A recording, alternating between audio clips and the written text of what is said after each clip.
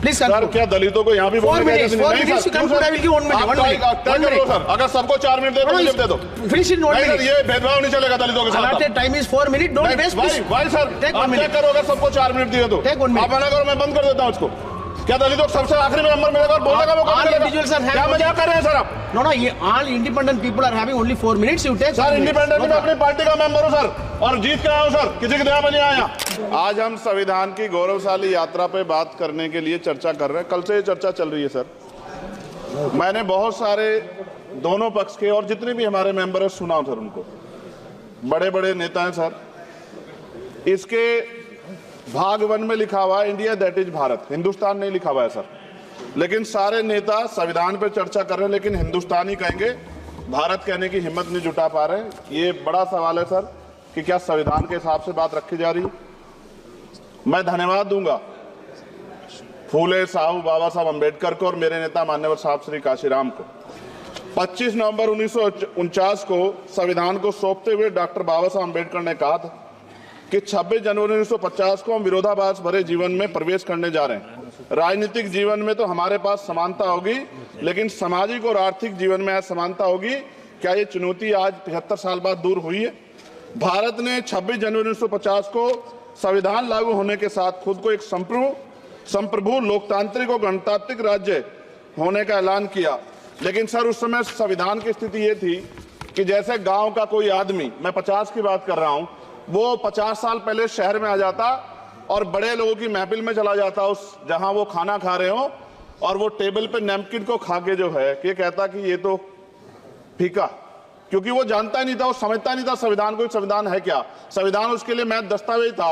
ये जिम्मेदारी थी राजनीतिक दलों पे कि वो संविधान को व्यवहार में लेके आते। और इसके इतने सारे आर्टिकल हैं, अगर इनको व्यवहार में लाया जाता तो मुझे लगता कि आज देश बहुत बदल गया होता। बाबा साहब ने कहा था कि लोकतंत्र भारतीय भूमि का केवल ऊपरी पोशाक है, उनके अनुसार यहाँ की संस्कृति अनिवार्य तौर पर लोकतांत्रिक है। भारत जैसे गरीब और गैर बराबरी वाले देश में संविधान के जरिए छुआछूत खत्म करना, वंचितों के लिए सकारात्मक उपाय करना, सभी वयस्कों के लिए मतदान का अधिकार देना और सबके लिए सम्मान अधिकार तय करना, ये बहुत बड़ी उपलब्धि थी सर।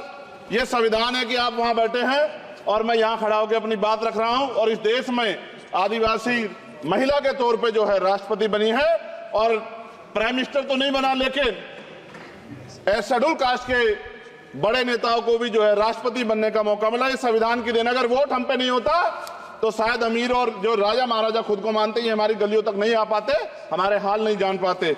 आजादी का मतलब सर सिर्फ अधिकार पाना भर नहीं है, इसके लिए हमारे संविधान में सरकार और नागरिकों के अधिकारों के साथ साथ उनके कर्तव्यों का विस्तार से उल्लेख किया गया है।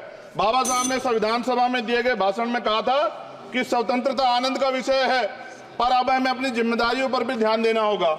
संविधान ने सुनिश्चित किया कि रानी के पेट से राजा जन्म नहीं लेगा, वोट से नेता तैयार होगा। आर्थिक बराबरी के लिए सरकार क्या कर रही है? गरीब और गरीब हो रहा है और अमीर हो रहा है। सुबह उठते कहीं बम की धमकी मिलती, कहीं दंगे की। ये अमृत काल है सर या धमकी काल है? कितना बढ़ रहा है आर्टिकल 15 सर। भारत में आज भी घोड़ी चढ़ने बैठते होती है। प्लीज सर, क्या दलितों को यहाँ भी बोलने की इजाजत नहीं? सर, अगर सबको 4 मिनट दे दो, मुझे दे दो। Finish in 1 minute. ये भेदभाव नहीं चलेगा दलितों के साथ। Time is 4 minute, don't waste. भाई सर, आप चेक करो, अगर सबको 4 मिनट दिए तो आप मना करो, मैं बंद कर देता हूँ उसको। क्या दलितों को सबसे आखिरी में नंबर मिलेगा और बोलने का मौका मिलेगा? क्या मजाक कर रहे हैं सर आप? नो, ये all independent people are having only 4 minutes. You take. Sir, independent में अपनी पार्टी का मेंबर हूं सर, और जीत के आया हूं सर, किसी की दया में नहीं आया। Take 1 minute and finish.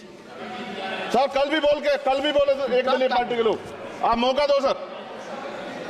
मूछे रखने पर हत्या होती है, महिलाओं पे, छोटे मासूम बच्चों पर रेप हिंसा होती है। एनसीआरबी का डाटा देकर डर लगेगा। यही 1 किलोमीटर में संविधान को जला गया, और महाराष्ट्र के परभनी में अभी भी संविधान को नष्ट किया गया, उसकी कॉपी को। आर्टिकल 25-26 में संविधान में सभी को धार्मिक आजादी। कहाँ है दलितों की, मुसलमानों की, जैनों की, बौद्धों की, ईसाइयों की? छत्तीसगढ़ में सतनामी समाज को संविधान की अपनी धार्मिक आजादी के आधार पर जो है उनको अपमानित करके जेल में बंद कर दिया। संभल, अजमेर, अयोध्या सब इसका उदाहरण है। ये सरकार आलोचना डरती है। कितने लोग जेल में बंद है? मिरान हैदर, खालिद सैफी, उमर खालिद खान, सिफा खान, गुलफ्शा फातिमा और आजम खान साहब राजनीतिक विरोध में बंद है।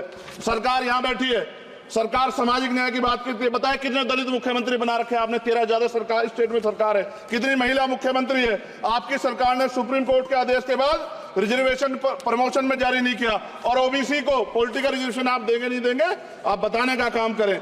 मैं 75 साल की गौरव यात्रा में हम एक सभ्य समाज नहीं बना पाए, इसलिए जाति आधार पर SC ST OBC के बच्चों को प्राइमरी स्कूल से लेकर उच्च संस्थानों में भेदभाव किया जाता है। सरकार निरंकुश हो गई, कोई बुलडोजर से कार्रवाई करता है। कल मंत्री जी ने कहा हमने राष्ट्रीय पिछड़ा वर्ग आयोग बनाया, 69 शिक्षक भर्ती में उसकी सिफारिशों को नहीं माना। EWS के जरिए आपने संविधान पे आरक्षण के प्रावधान पे हमला किया। 1 मिनट में खत्म कर रहा हूं सर। संविधान सर न्यायपालिका में आर्टिकल 124 ये कहता है सर, ये अधिकार जो है, Sanjay sir ji please conclude sir 1 minute में प्लीज संविधान में न्यायाधीशों की नियुक्ति का अधिकार राष्ट्रपति के द्वारा होना चाहिए, अभी तक नहीं हो रही है। All India judicial service commission कब बनेगा? क्या चंद परिवार ही सर जज बन सकते हैं? और आज हम सर, मैं सरकार से सवाल पूछना चाहता हूं सर, सेवाओं में SC ST OBC वर्ग का कितना प्रतिनिधित्व है?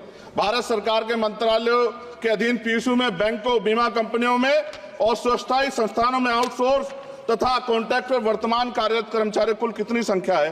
आउटसोर्स और कॉन्ट्रैक्ट में कार्यबल SC ST OBC कितना प्रतिशत है? निजी क्षेत्रों में कार्यरत कर्मचारी उनके SC ST OBC की वर्ग लाभ। सर खत्म कर, लास्ट पॉइंट सर मैं फिर स्पष्ट तौर पर कह रहा हूं सर, यहां बैठे SC और OBC के मेंबर से कह रहा हूं सर, उनको सामाजिक जिम्मेदारी का ध्यान भी रखना चाहिए। पार्टी के प्रति वफादारी के साथ साथ अपने वर्गों के प्रति ईमानदारी भी रखनी चाहिए। ईमानदारी नहीं होगी तो उन वर्गों का भला नहीं हो सकता, और हमें बहुत सरकारों से उम्मीद नहीं है। बहुत बहुत धन्यवाद सर।